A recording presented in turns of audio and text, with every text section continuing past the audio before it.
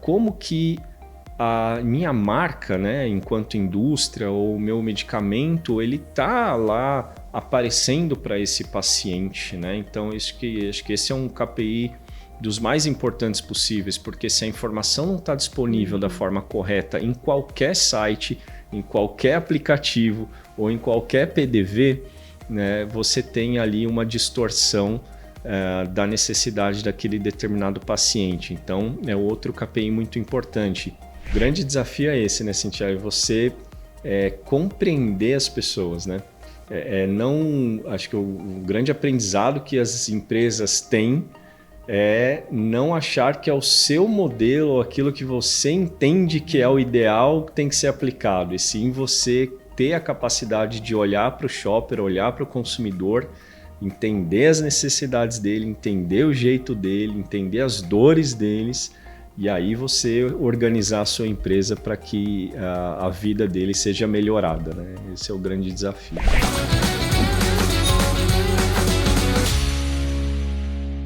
Bem-vindos a mais um Papo Sem Ruptura, que é o videocast que é produzido e apresentado pela Neogrid.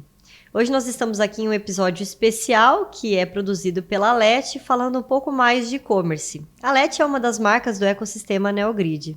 Hoje estamos aqui com o Head de Trade e Digital da Libs, que é uma indústria farmacêutica. Eu quero agradecer muito a sua presença com a gente aqui, Thiago. Muito obrigada pela sua presença. Obrigado, Cintia. A presença, o prazer é todo meu aí de ter a oportunidade de bater um papo e aprender um pouco mais com vocês. Imagina, a gente que vai aprender bastante, eu tenho certeza. Esse podcast, como você sabe, está sendo produzido para trazer grandes carreiras, né, de pessoas que estão há bastante tempo já trabalhando com trade, com digital dentro do mercado brasileiro. Thiago, eu queria que você, por favor, se apresentasse, contasse um pouco sobre você e sobre a sua carreira. Opa! Bom, meu nome é Thiago, né? Thiago Almeida. Eu sou casado com a minha esposa Evelyn, tenho 3 filhos maravilhosos, pequenos, o Noah de 11 anos, o Theo e o Gael, que são gêmeos de 8 anos, são a minha alegria. E falando um pouco da minha história, eu já estou aí há quase 28 anos no mercado farmacêutico, né? Então, desde sempre nesse mercado e sempre nessa área entre marketing, trade marketing, digital, comercial, ou seja, tudo que a gente entende ser a força motriz do negócio, né, do mercado farmacêutico. Eu comecei minha carreira na Santa Cruz, uma distribuidora de medicamentos. Hoje o Grupo SC, a maior empresa desse segmento, né, de distribuição farmacêutica no Brasil. E lá eu era já muito próximo desse trabalho dentro do PDV, né? Como que era o trabalho num canal. E sempre tive a curiosidade de saber como que a indústria que produzia, né, o medicamento trabalhava e como que era essa interação com o varejo, né, com os canais de distribuição.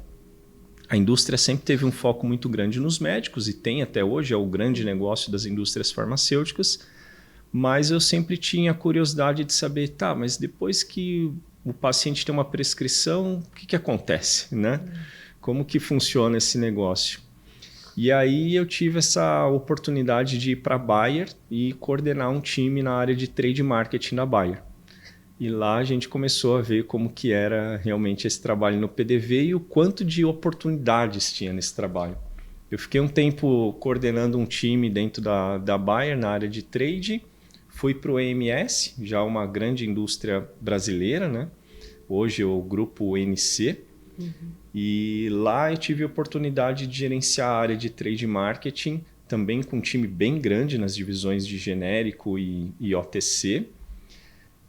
Fui para conhecer a área comercial aí da Daiichi Sankyo, lá onde eu fui nacional da área comercial, né? Lá nacional de vendas. A gente separa um pouco o nacional de vendas, que é a área de prescrição médica, o nacional comercial, que fica com atendimento de distribuidores e varejos. Então, estava nessa parte comercial, retail, que a gente chama.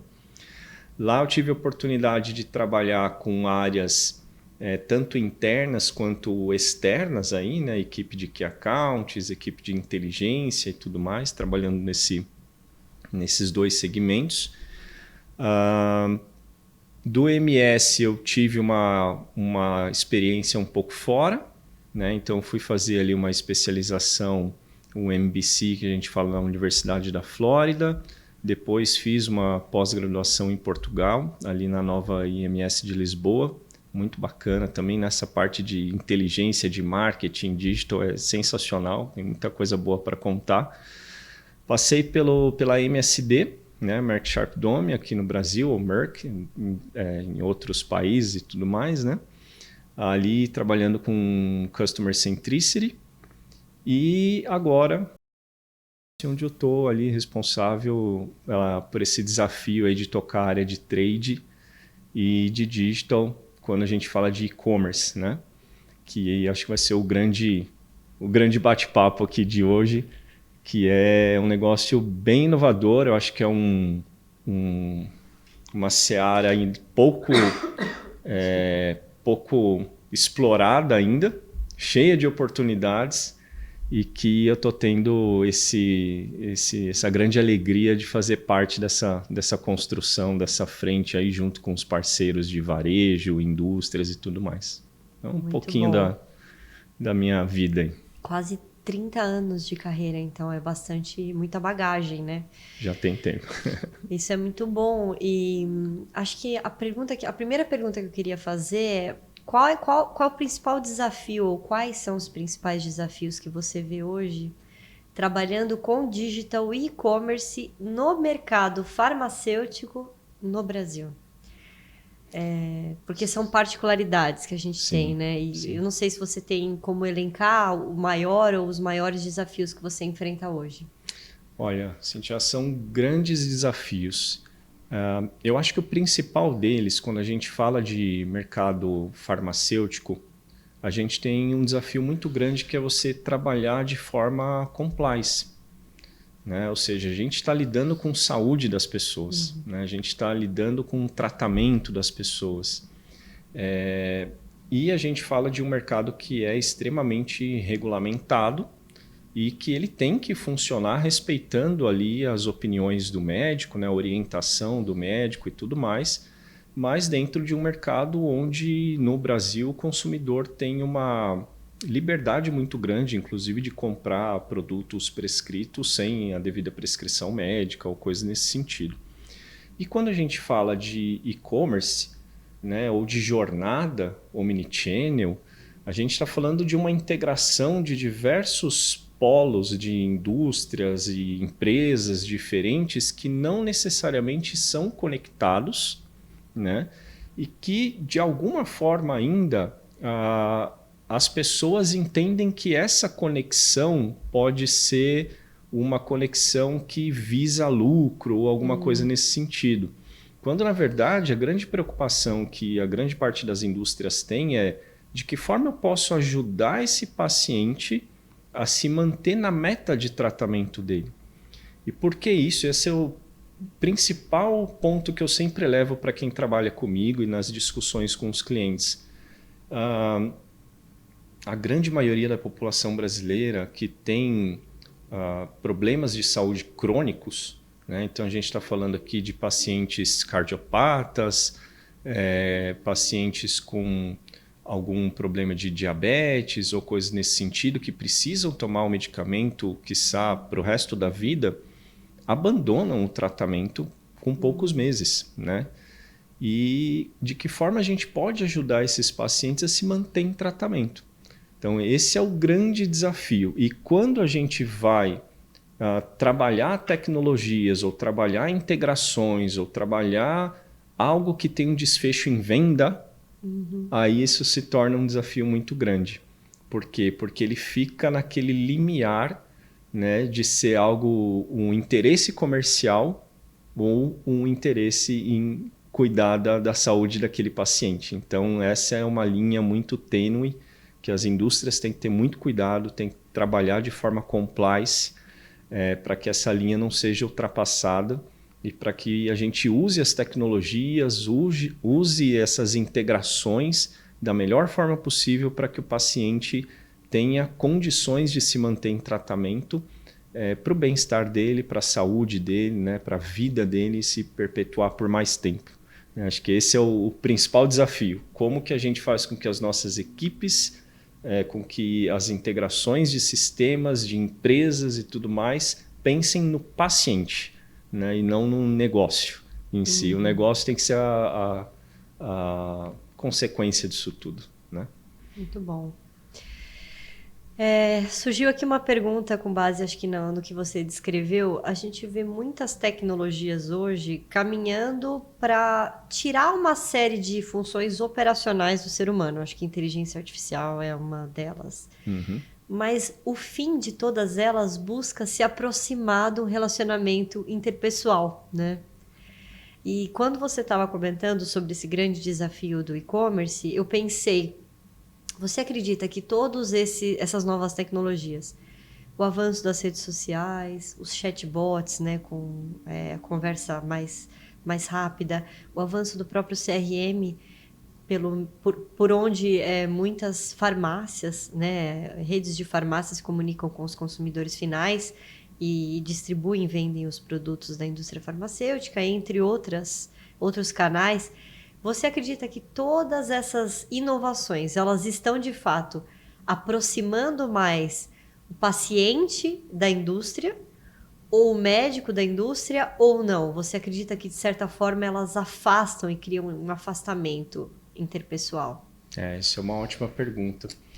Eu acredito, Cintia, que a gente ainda está no meio de uma arena onde tudo isso daí está acontecendo e a gente ainda não é capaz de tirar uma conclusão disso. Então, uma vez que a gente não consegue tirar uma conclusão disso, a gente tem percepções que caminham tanto para um lado quanto para o outro. Então, a gente está experimentando muita coisa, né? A IA está aí, né, fervendo aí no caldeirão. A gente tem diversas startups trazendo soluções que têm uma perspectiva muito positiva, mas ainda não sabe exatamente onde quer chegar. A gente tem a indústria que tem ainda muita resistência de uma forma geral, principalmente quando a gente fala do desfecho do trabalho de e-commerce e tudo mais. Então a gente tem uma arena de diversas tentativas. Né? Então muita gente testando muita coisa. Então você vê diversas indústrias abrindo áreas de inovação, onde você vai entender diversas startups, vai compreender, testar diversas startups, e aí você vai medindo a percepção desse consumidor ou desse shopper a respeito do que está acontecendo, e você vai ter conclusões que falam, opa, isso daqui está me afastando desse consumidor, e isso daqui está me aproximando desse consumidor, desse paciente ou desse shopper. Então, eu creio que a gente não tem essa resposta ainda, né? A gente está no meio desse fervilhão, muita coisa acontecendo e percepções diferentes. Agora, eu vejo isso como um aspecto muito positivo, né? Assim, pela primeira vez a gente está testando muito. A gente não está preso a um modelo específico e um modelo normalmente fabricado fora, né? A gente tem uma inovação, uma tecnologia que nasce em outro país e vem moldada já para o Brasil, e olha, vamos aplicar esse modelo aqui, como a gente sempre viu, principalmente em mercados tradicionais, como é o mercado da indústria farmacêutica, o mercado farmacêutico, e agora a gente está inovando para tudo que é lado. E o Brasil é um berço de inovação muito grande também, com modelos muito diferentes. Então, isso eu acredito que é um aspecto bem positivo e que sim, vai, ao meu ver, finalizar numa aproximação com o shopper. Eu acredito muito nisso. A gente tende a ser um pouco resistente com tecnologia e acho que diversas conversas, podcasts de diversos segmentos diferentes, a gente tendencia a ser um pouco resistente com uma nova tecnologia. Né? De achar que vai substituir meu emprego, vai substituir algo que eu fazia. E ao longo da história a gente viu que não aconteceu exatamente isso, né? O que aconteceu foi a gente se adaptar, né, a esses novos modelos e sempre continuar buscando a interação social, porque o ser humano é sociável, né? E acredito que os pacientes, de uma forma geral, eles vão começar a permitir um pouco mais a entrada da tecnologia na vida deles. Quando eles começarem a perceber que isso, de certa forma, vai ajudá-los. Então, se eu tenho uma tecnologia que ela vai me ajudar, qual o medicamento que eu tenho que tomar corretamente dentro daquela lista de medicamentos que o médico me deu, em qual horário, qual dia, e ela vai me ajudar a lembrar disso daí e tudo mais, opa, isso daqui está me ajudando. Se eu tenho uma tecnologia que vai integrar uma série de exames, por exemplo, que eu fiz e deixar disponível para o médico ter acesso a isso de uma forma simples, ao invés de eu ter que lembrar quando eu vou na consulta médica, o médico me pergunta qual foi o último exame que você fez e você não lembra e de repente aquela consulta não valeu, né? Porque você esqueceu de falar um medicamento que você tomava ou esqueceu de falar um exame que você fez, e você ter isso de uma forma integrada vai facilitar o diagnóstico médico. Então, à medida que o paciente começar a permitir que as tecnologias e as integrações aconteçam e ver que isso daí vai ser melhor para ele, a gente vai ter essa aproximação, né? A gente vai ter o médico mais próximo do paciente, mais próximo ali do cuidado secundário, ali do farmacêutico e tudo mais, e isso vai acabar sendo benéfico para todo mundo. Muito Eu bom. acredito nisso.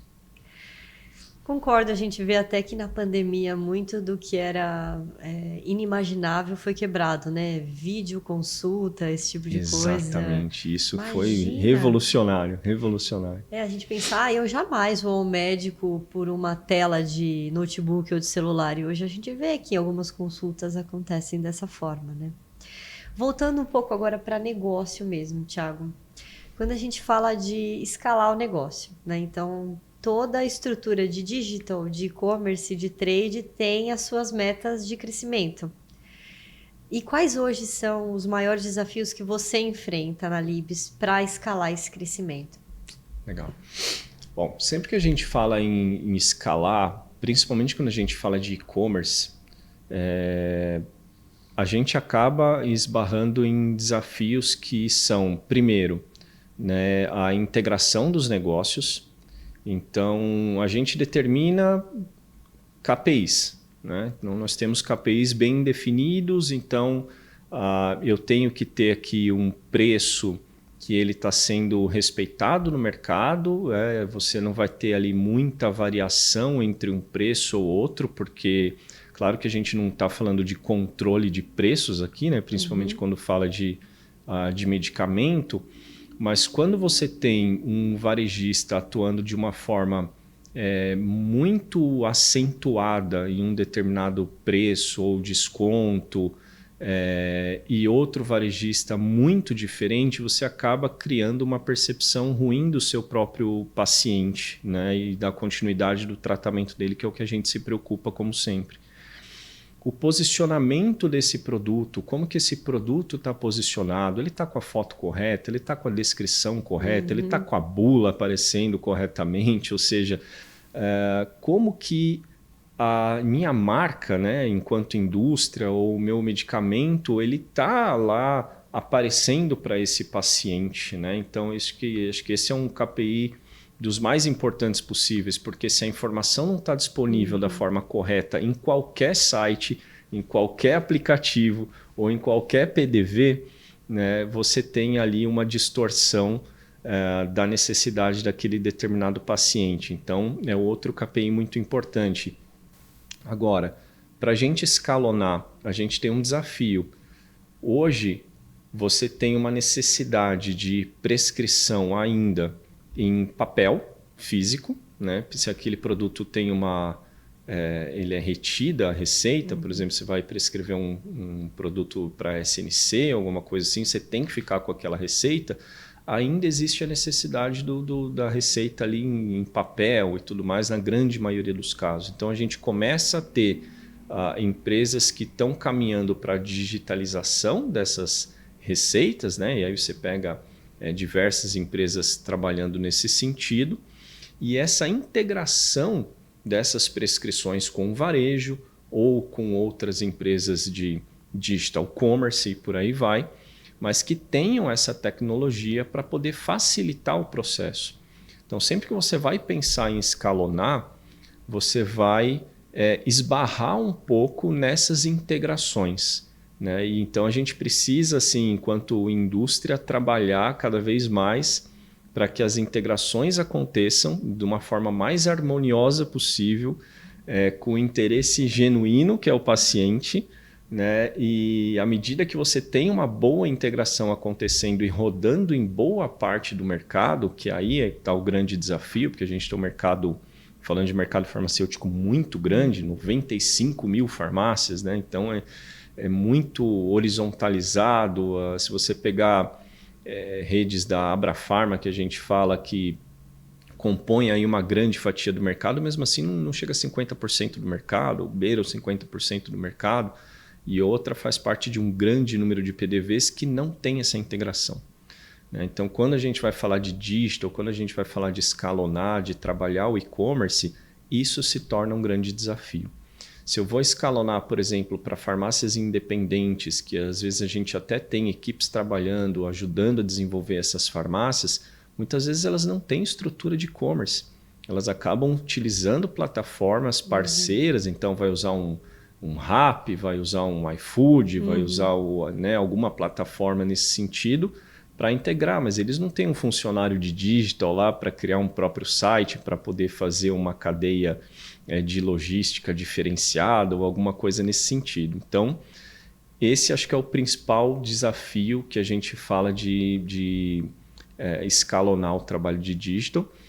E um outro grande desafio que eu acho que vale a pena a gente pensar um pouco é a cadeia logística, porque a gente está falando de um Brasil muito pulverizado, uma cadeia logística rodoviária, a gente está falando de um sistema muito lento ainda, por mais que a gente tenha avançado muito consideravelmente nesse sentido, mas ainda é um país que tem incentivo fiscal, então você compensa ter um CD em um determinado estado, uma loja em outro estado, e você depende daquela mercadoria, está indo, voltando. Você tem cadeias pouco eficientes nesse sentido, você tem baixos estoques de uma forma geral dentro das farmácias por uma limitação física ou qualquer coisa nesse sentido, e não necessariamente uma eficiência nesse sentido acontecendo também. Então, quando a gente fala do digital, infelizmente, ele acaba ficando ainda concentrado, né, em um pequeno número de grandes varejos que tem cada vez mais essa eficiência, né? Mas isso acaba limitando um pouco a capacidade que o digital tem de fazer com que essa participação cresça cada vez mais, né? E a gente ainda está dependendo de empresas que consigam integrar melhor esse pequeno varejo, ou o pequeno varejo se desenvolver melhor também no canal digital, para que isso possa escalonar de uma forma mais significativa. Muito bom. Então, a gente vê que as limitações para escalonar a parte de digital também envolvem uma parte de tecnologia, né? Pelo menos pelo primeiro ponto todo que você passou. Pegando um pouco o gancho dessa sua resposta, hoje a gente vê as grandes redes de farmácia trabalhando com benefícios nos seus aplicativos próprios, versus as compras nos outros canais, seja e-commerce próprio ou até mesmo a loja física, né, a própria farmácia. E um dos pontos que faz com que as farmácias queiram que o consumidor, que o paciente vá para o aplicativo, é uma leitura do comportamento dele no digital, né? Exatamente. Que deu origem a, enfim, grandes investimentos até em retail media, né? Você hoje vê esse trabalho todo como um passo para trazer os pacientes para perto e levá-los de fato para uma compra digital? Ou você acredita que mesmo com essas iniciativas, por conta da regulamentação e até do ponto da prescrição, mesmo que a gente tenha o comportamento deles no digital, em alguns casos a compra vai ter que ser no modelo físico, né, de loja física? Excelente ponto. Eu acredito prontamente que a resposta é o Omnichannel. Você vai ter perfis que, obviamente, vão preferir ali a compra digital, a jornada 100% digital, e você vai ter o físico também. Como estratégia, muito varejista tem utilizado a estratégia de educar, né, o comportamento desses pacientes no digital. Então, o que eu quero dizer com isso? Olha, se você comprar no meu aplicativo, você tem um desconto maior do que se você comprar diretamente na loja, mesmo que você retire na loja. Né? Então, de certa forma, o que eles querem com isso? Eles querem educar esse shopper, né, esse paciente, esse comprador, a utilizar o aplicativo, a utilizar o site e tudo mais, aprender a navegar e tudo mais. E a forma de você educar esse paciente, esse comprador, é utilizando o aplicativo. Então, eu te dou um desconto maior para você ir treinando, né? E sempre que você pensar em comprar algum produto ou algum medicamento que seja, você ir diretamente no aplicativo. Mas o grande ponto é a jornada omnichannel mesmo, né? Assim, acho que o físico ele nunca vai deixar de existir, ele nunca vai deixar de ser importante. Ele tem a sua característica, né, logística importante também, a característica de utilização em loco também, que muito paciente gosta, pegar no produto, né? Seja um produto de prateleira, um dermocosmético, um cosmético, o que seja, você olhar ali aquele produto, você ter esse contato, isso nunca vai deixar de existir, né? Eu acho que muda um pouco o conceito de loja para lojas um pouco mais amplas e lojas que tenham essa característica onde você se sinta bem dentro da loja, né? Sinta-se à vontade dentro da loja para você olhar produto, experimentar, estar ali tranquilo, fazer parte daquela ambientação. E quando você está com pressa, quer resolver rápido, ou quer uma coisa mais simples, mais prática e tudo mais, você ir para o ambiente online, né? Então, acho que a grande saída é o Omnichannel e cada vez mais você integrar nesse sentido. E dentro do Omnichannel, Thiago, a gente tem as gerações também, né? Que é uma outra variável que facilita ou não, né? Que complica aí um pouco o nosso trabalho. Você vê hoje alguma diferença? Porque o público, ele já nasce hoje digital, né? Mas a nossa geração não nasceu digital.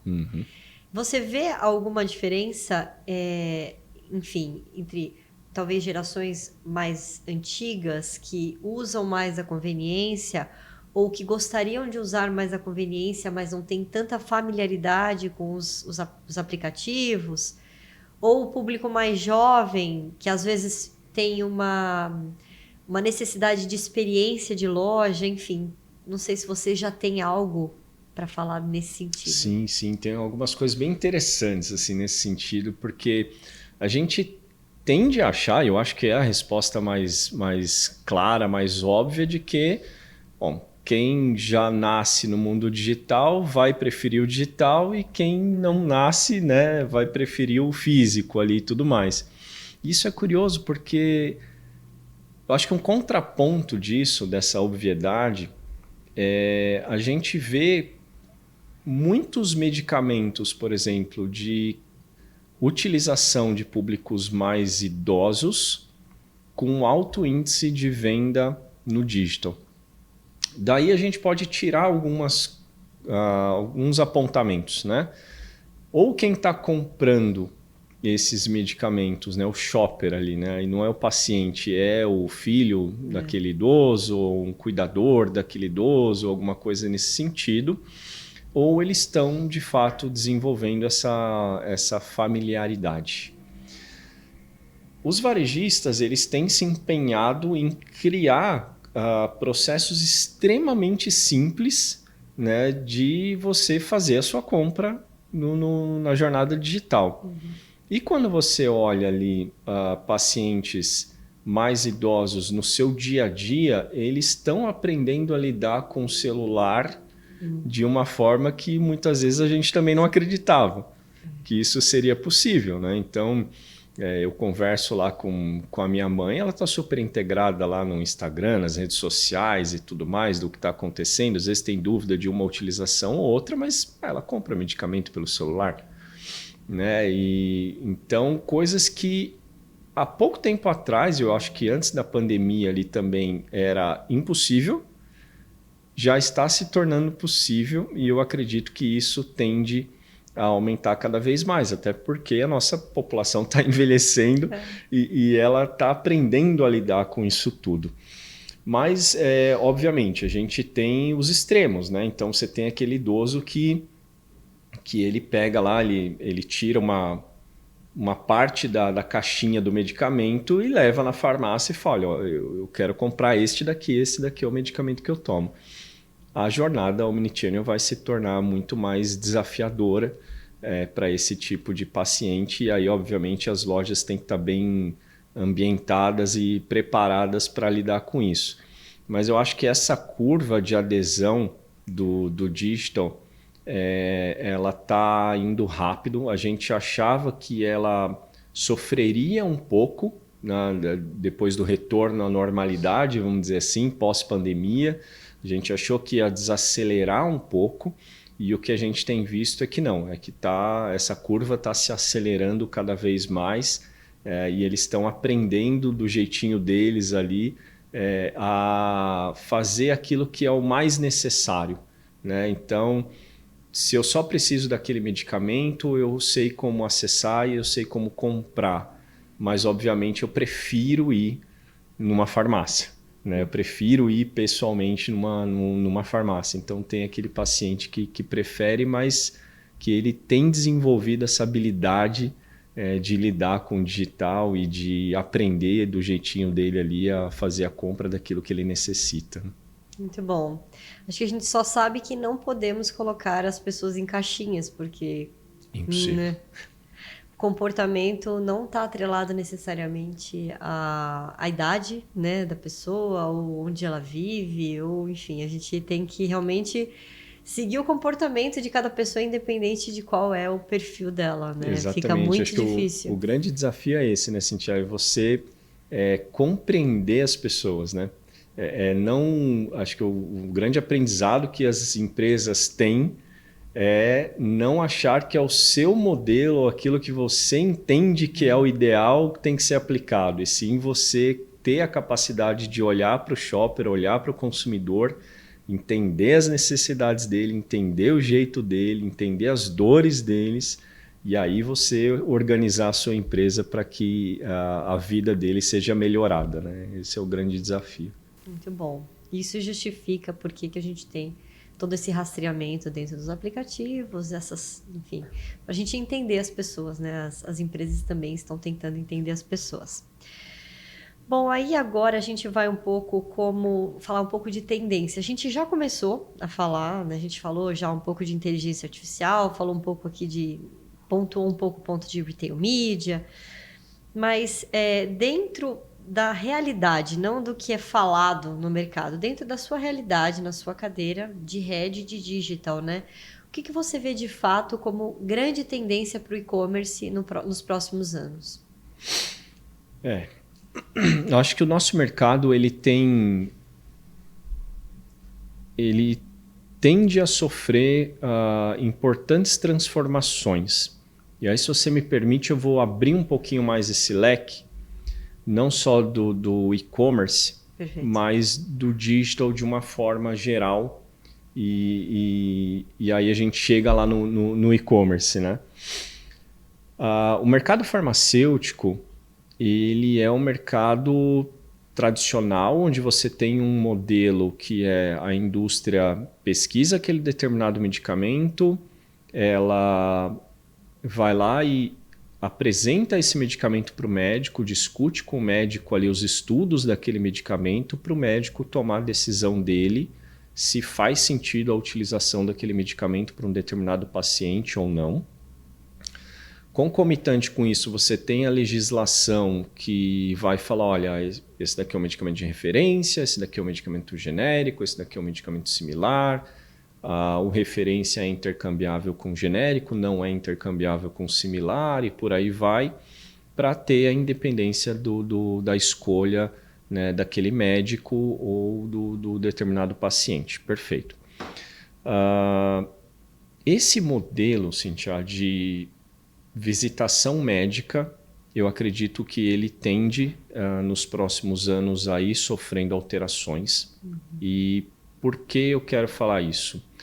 A gente vê uma quantidade de faculdades, por exemplo, de medicina aumentando de forma significativa. Então, antes você tinha só as federais, onde tinha né, o curso de medicina ali, uma ou outra particular, e hoje você vê já uma grande quantidade de faculdades. Pela primeira vez em muito tempo, você tem uma quantidade de vagas maior do que a quantidade de alunos, né, sendo oferecidas ali. Começando a reduzir, inclusive, preço de faculdades de medicina e tudo mais, que já é um indicativo também de que, olha, está sobrando vaga aqui, então eu tenho que baixar o preço para atrair mais alunos. Você vê uma quantidade de alunos enorme se formando no curso de medicina, e aí tem um estudo que apresenta que daqui 10 anos, né, em 2035, ali, nós teremos aproximadamente 80% a 84% de médicos nativos digitais. Então, quando você fala de um médico nativo digital, você fala de uma mudança nesse modelo muito provavelmente acontecendo. Por quê? O médico que é tradicional, ele está acostumado com o modelo da indústria e lá tem um propagandista, um consultor médico, vai lá, apresenta o medicamento para ele e tudo mais, conversa com ele, troca com ele e tudo mais. A gente experimentou um processo um pouco diferente durante a pandemia, que a gente fazia a televisita ali, né? E esse modelo para um nativo digital é extremamente aceito. Não é tão diferente, né? É prático, é rápido, ele está acostumado, ele nasceu com o celular na mão, com o Teams, fazendo reunião, fazendo aula online e tudo mais, então ele pode aceitar muito mais esse modelo, né? Trazendo um pouco para o contexto do varejo, a gente também tem uma transformação muito grande. O varejo, ele tem deixado de ser só aquele local que faz a dispensação do medicamento, né? Então, hoje, quando a gente olha grandes varejistas, Raia Drogasil, Drogaria São Paulo, Pacheco, Pague Menos, Araújo, Panvel, enfim, diversos varejistas têm investido fortemente em tecnologias e em compra de outras empresas para que cada vez mais o varejo não seja uma farmácia que dispensa medicamento, mas sim um hub de saúde. Né? Então, aquele local, aquela farmácia ali é a referência de saúde para um determinado paciente.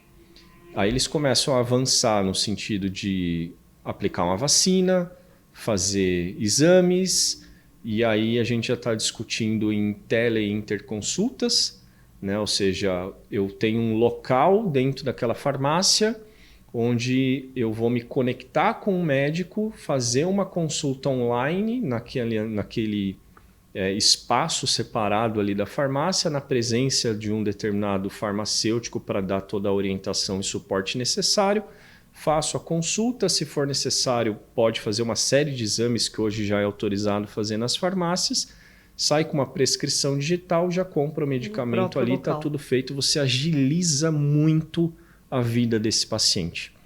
Então, quando você fala de um sistema de saúde igual o brasileiro, que é um sistema altamente eficiente, o SUS é muito bom, você tem excelentes médicos, excelentes profissionais, mas é um sistema extremamente abarrotado, né, demorado, e você começa a criar alternativas, que é o que o varejo vem mirando, de fazer com que isso atenda de uma forma mais rápida esses pacientes, sem ter que esperar tantos meses para ir fazer uma consulta ou para fazer um exame e tudo mais, sendo que algo pode ser muito mais simples, né, e dispensado ali dentro de uma farmácia do lado da sua casa, você tende também a ter uma transformação muito grande.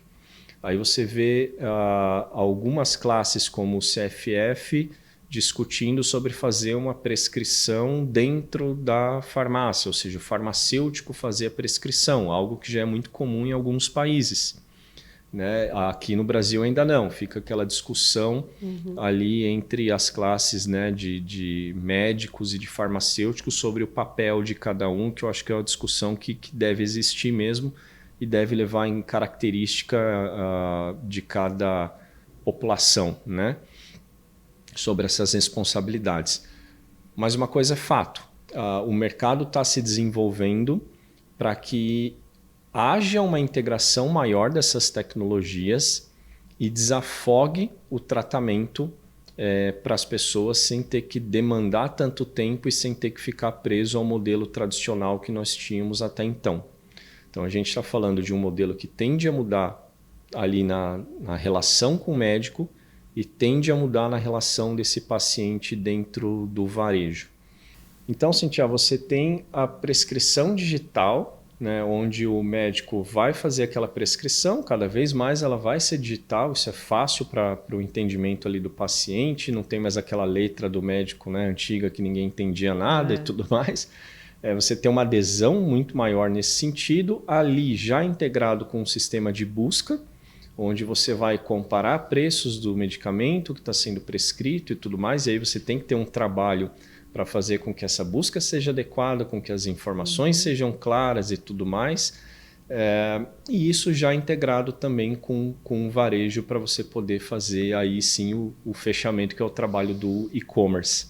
Né? Ou seja, essa integração toda digital ela vai ser fundamental para fazer com que esse output aí desse e-commerce funcione da melhor forma possível. Muito bom. Falando um pouco agora de história, né? Então, você falou também, né, da sua carreira. Eu também não sou assim das mais jovens no mercado. A gente hoje tem uma RDC, né, da Anvisa, que é de 1998. Por sinal, foi o ano quando eu comecei a trabalhar. E nessa época, a gente trabalhava com internet de escada no Brasil, né? Exato. Era internet de escada.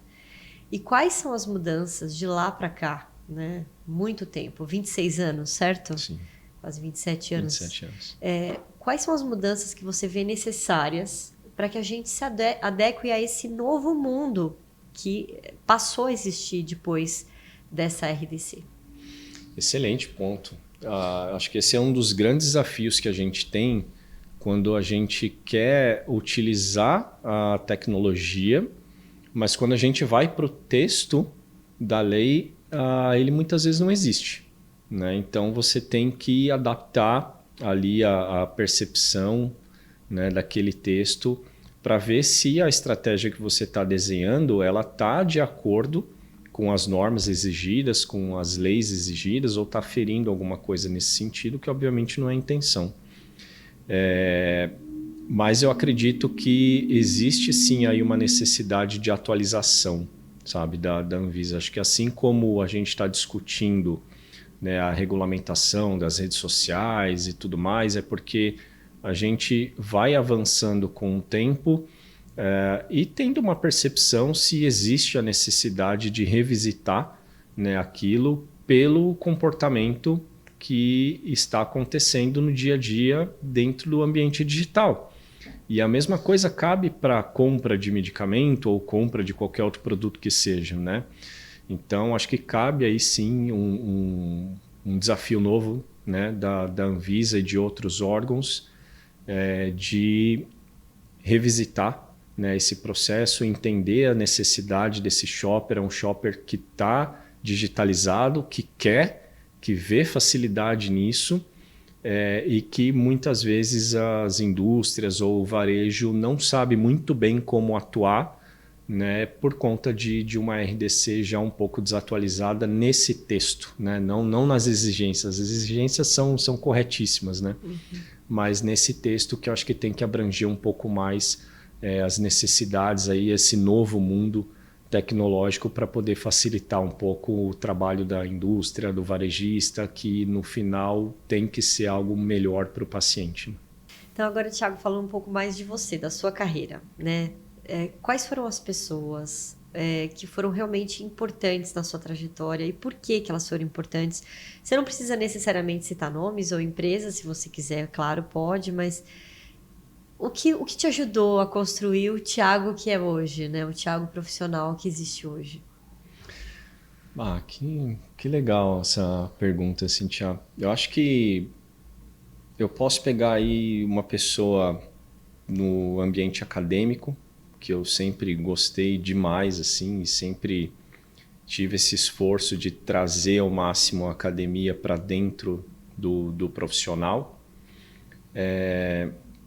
E tem diversas pessoas aí no meio profissional, mas acho que começando pelo meio acadêmico, uma pessoa que me inspirou demais, assim, foi um professor que eu tive na Universidade de São Paulo, que foi o Mitsuru Yanase, né? Ele é livre docente hoje lá na ECA, e eu tive a oportunidade de aprender com ele muito sobre marketing, e foi a pessoa que inclusive começou a aprofundar esse trabalho no digital, nas discussões que a gente tinha.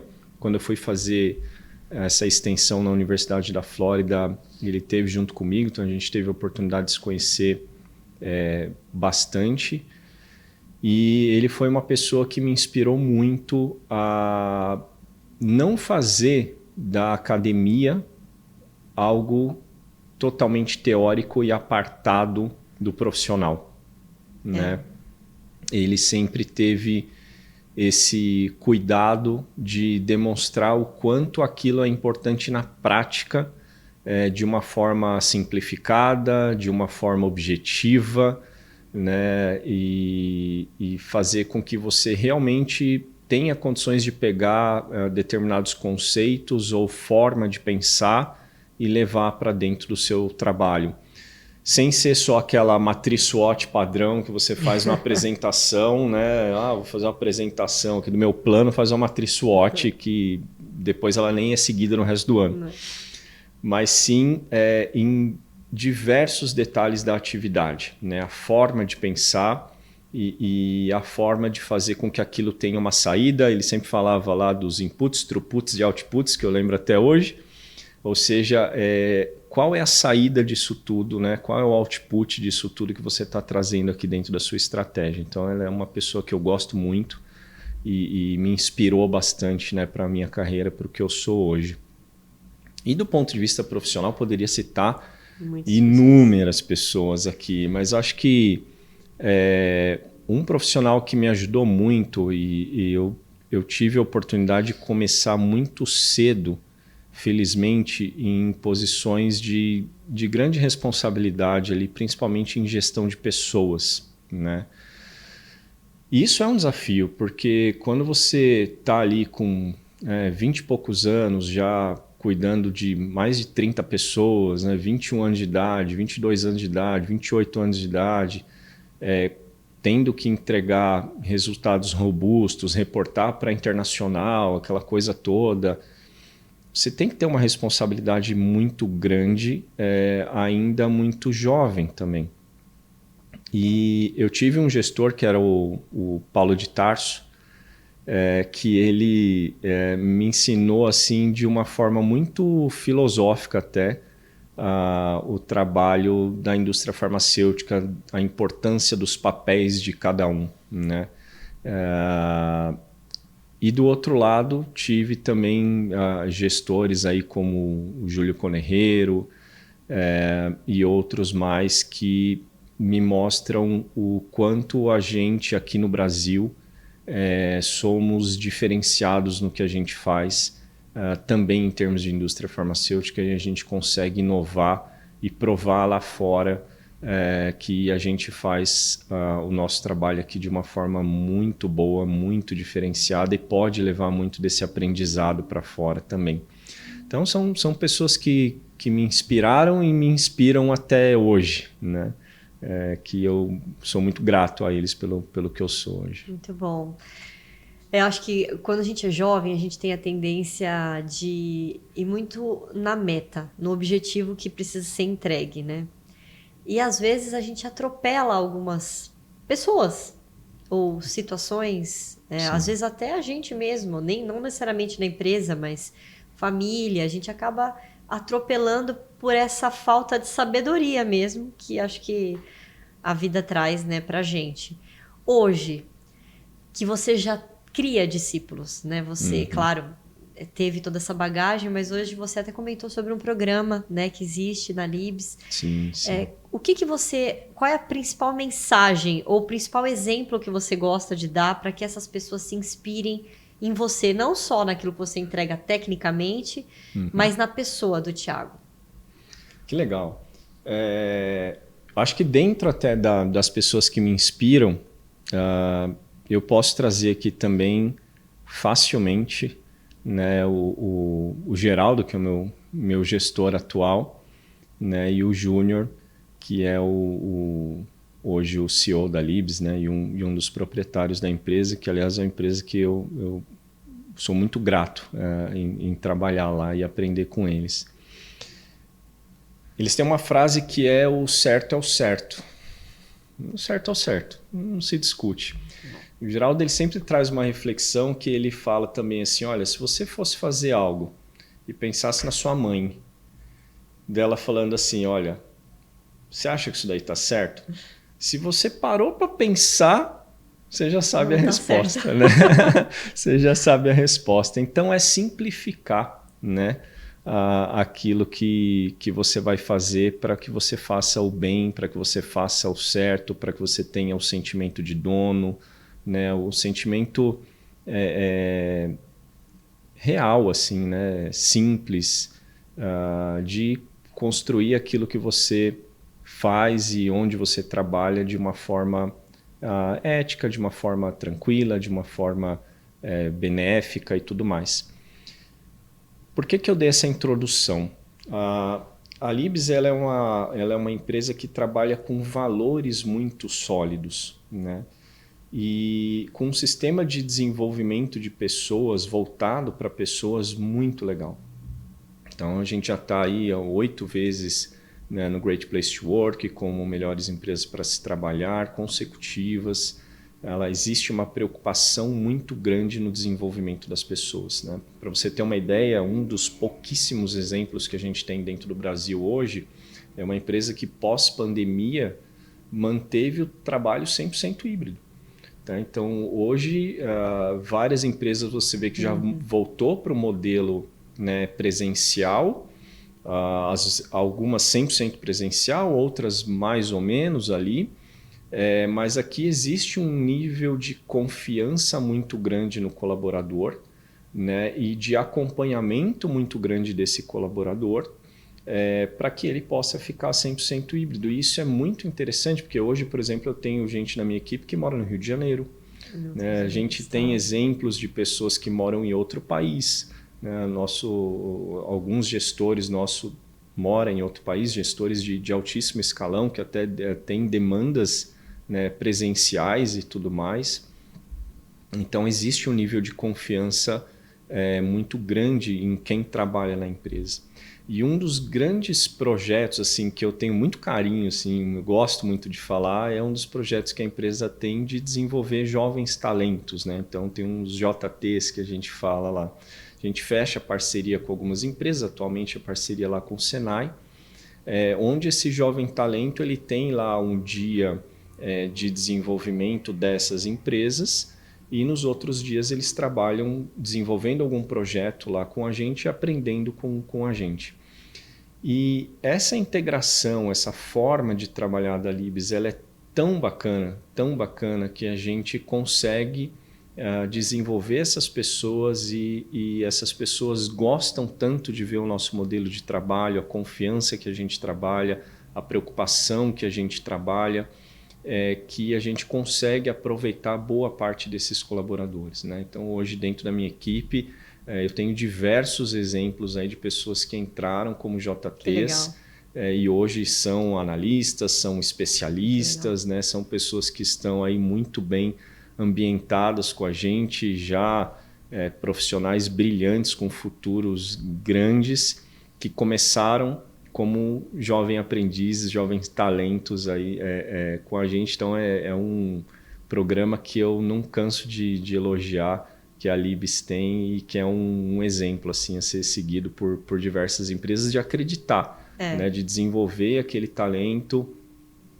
seguir a metodologia da empresa. A gente tem uma metodologia lá que a gente chama de Mentex, né, onde você... É uma pirâmide ali que você trabalha de baixo para cima, né? Então você começa ali com segurança, depois você vai para qualidade, depois você vai para produtividade e aí você chega na mentalidade de excelência, né? Que é o Mentex. Então tudo começa com a segurança física, segurança psicológica. Essa é a base de tudo que a gente faz dentro da Libs. Depois a gente vai para qualidade, ou seja, ter qualidade em tudo que a gente entrega, seja para um colaborador interno, seja para o nosso paciente, que é o nosso objetivo final. Aí a gente vai para a produtividade, para a gente ter aquele negócio funcionando com produtividade eficiente e tudo mais, para a gente chegar numa mentalidade de excelência. Então você tem que passar por essa pirâmide, por essas bases, né, nessa sequência, para fazer com que você tenha excelência no que você está trabalhando. E a gente consegue desenvolver isso muito bem na Libs, né? Então é uma empresa de cultura muito forte, de um nível de confiança muito forte, e a gente tem tido bastante sucesso aí, felizmente, em desenvolver essa garotada. Muito legal, porque quando você muda a vida às vezes você mudando a vida de uma pessoa, né, de um jovem talento, você vai mudar a vida da família dessa pessoa a partir da geração dela, né? A gente tem vários casos desses, né? E assim você muda, você tem uma atuação social também, né? Não só de carreira, né? E eu sou super grato com isso, porque convenhamos, né? Eu já com meus 40 e pouquinhos aqui, quando chega esse sangue novo, chega essa molecada, essa meninada, eles são criativos, eles conhecem muito de tecnologia, então conversa muito com a minha área, né? Então a gente está ali falando de trade, falando de digital e tudo mais, então tem muita energia nova aí, isso é um aprendizado muito legal. Muito bom. Bom, eu acredito que a gente poderia ficar aqui conversando o dia inteiro. Dias. Muito bom, acho que aprendi bastante, tenho certeza que vocês que vão assistir aí o podcast vão aprender também. Eu queria fechar com uma pergunta. De tudo o que você construiu na sua carreira, o que te traz mais orgulho hoje? Uau! Eu acho que a chance de você fazer o bem para o outro, né? Tem uma frase muito legal que a gente trabalha na Libs também, que eu acho que faz todo sentido, que é trabalhar para o outro acertar. Quando você consegue desenvolver essa capacidade de não pensar em você, né, no primeiro lugar, e sim pensar no outro, você atingiu uma maturidade profissional muito bacana. Você vai conseguir desenvolver pessoas, você vai conseguir fazer com que o seu colega goste de trabalhar com você, veja valor naquilo que você está fazendo. Então, eu acho que é isso. Assim, quando você consegue atingir essa maturidade de desenvolver pessoas trabalhando para as pessoas. Né? Então, é trabalhar para o outro acertar. Muito bom. É isso. Bom, gente, eu agradeço mais uma vez, Thiago, pela sua presença aqui. Foi um papo muito bacana. Tenho certeza que vocês vão adorar, né? Eu acho que todos os que querem uma carreira, seja em trade, seja em digital, seja em e-commerce, e a todos que estão aí, às vezes, no mercado farmacêutico, mas não necessariamente têm essa expertise, vão aprender muito com esse podcast. Para vocês que ficaram aqui até o momento, eu agradeço também. Vocês podem seguir esse podcast e todos os demais nas plataformas que estão no LinkedIn e também no Instagram, no perfil da Neogrid. Obrigada.